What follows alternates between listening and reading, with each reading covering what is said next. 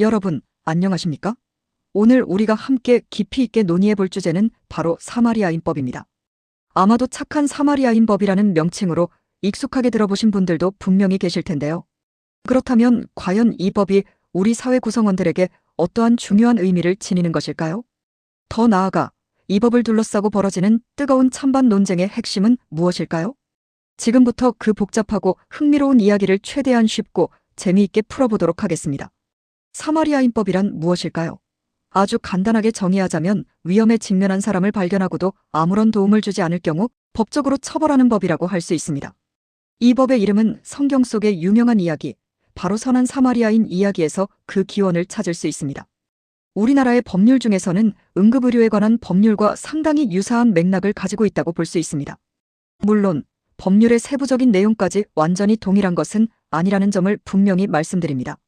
자, 그렇다면 이제 본격적으로 사마리아인법에 대한 찬성 측과 반대 측의 입장을 차례대로 자세히 살펴보도록 할까요? 먼저 사마리아인법에 대해 찬성하는 입장을 가진 분들의 의견부터 주의 깊게 들어보겠습니다. 찬성 측에서는 이 법이 궁극적으로 범죄 방관 행위를 효과적으로 감소시키는데 크게 기여할 수 있다고 강력하게 주장합니다. 즉, 위기에 처한 사람을 적극적으로 돕도록 사회 구성원들을 장려함으로써 우리 사회 전체의 안전망을 더욱 튼튼하고 견고하게 구축할 수 있다는 것입니다. 마치 우리가 흔히 영화 속에서 보아왔던 영웅들처럼 우리 사회 구성원 모두가 서로를 굳건히 지켜주는 아름다운 사회를 만들어 나갈 수 있다는 긍정적인 전망을 제시하는 것이죠. 뿐만 아니라 사마리아인법은 공동체 의식을 획기적으로 강화하는 데에도 중요한 역할을 할 수 있다는 의견이 제시되고 있습니다. 최소한의 윤리적인 기준마저 저버리는 무관심과 사회적 탈연대성을 효과적으로 방지하고 나 하나쯤이야라는 이기적인 생각을 근절하는 데 실질적인 도움을 줄 수 있다는 것이죠.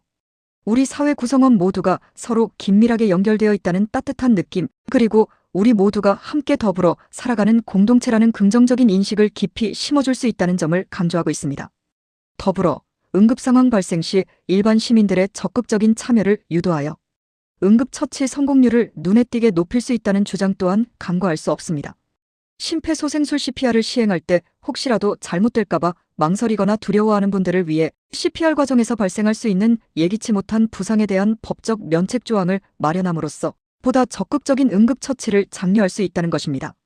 즉, 소중한 생명을 살리기 위해 용기를 내어 도움을 주려고 했지만 예상치 못하게 법적인 문제에 휘말릴까봐 전전긍긍하는 안타까운 상황을 사전에 효과적으로 방지해주는 것이죠.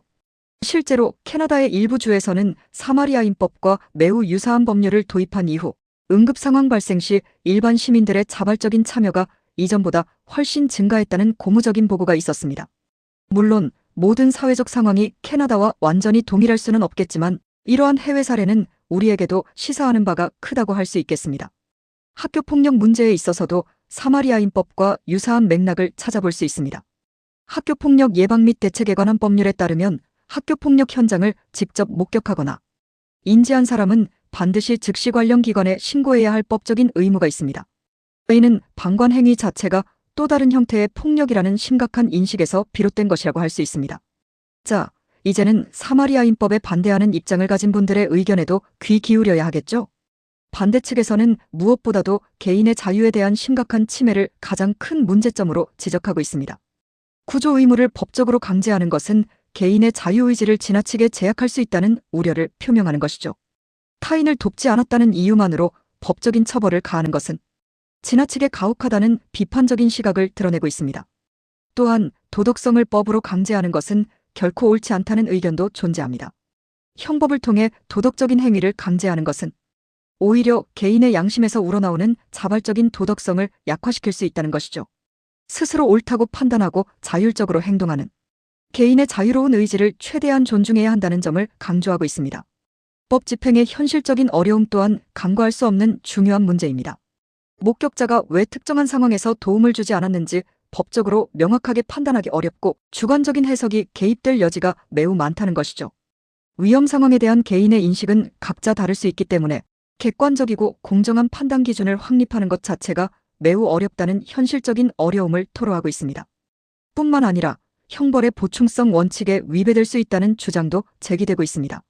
인간의 내면적인 도덕성을 법이라는 외부적인 힘으로 규제하는 것은 바람직하지 않으며 형벌은 사회 전체의 안녕을 위한 최후의 수단으로 신중하게 사용되어야 한다는 것이죠.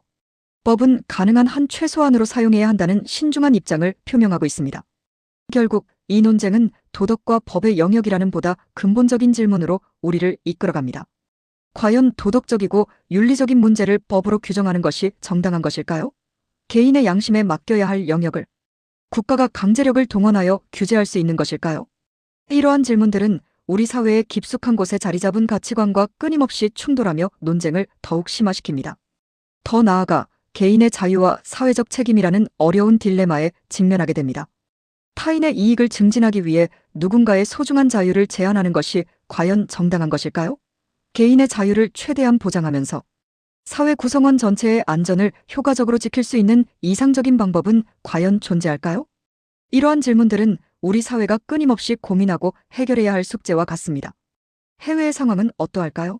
유럽의 여러 국가, 예를 들어 독일, 네덜란드, 노르웨이, 러시아 등에서는 이미 착한 사마리아인 법과 상당히 유사한 법률 체계를 시행하고 있습니다.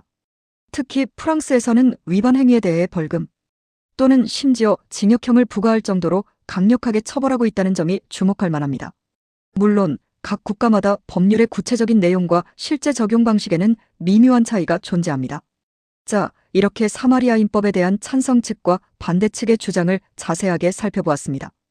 이제 여러분은 어떻게 생각하시나요? 여러분은 어떤 입장에 더 공감하시나요? 이 문제는 단순한 법률 논쟁을 넘어 우리 사회의 기본적인 가치관과 윤리관을 다시 한번 되돌아보게 만드는 중요한 계기를 제공합니다. 어떤 결론에 도달하든 서로의 의견을 존중하고 열린 마음으로 함께 고민하는 성숙한 자세가 무엇보다 중요하다고 할 수 있겠습니다. 오늘 제가 준비한 이야기가 여러분의 생각에 조금이나마 도움이 되었기를 진심으로 바랍니다. 다음번에는 더욱 흥미롭고 유익한 주제를 가지고 다시 찾아뵙겠습니다. 긴 시간 동안 시청해주셔서 진심으로 감사드립니다.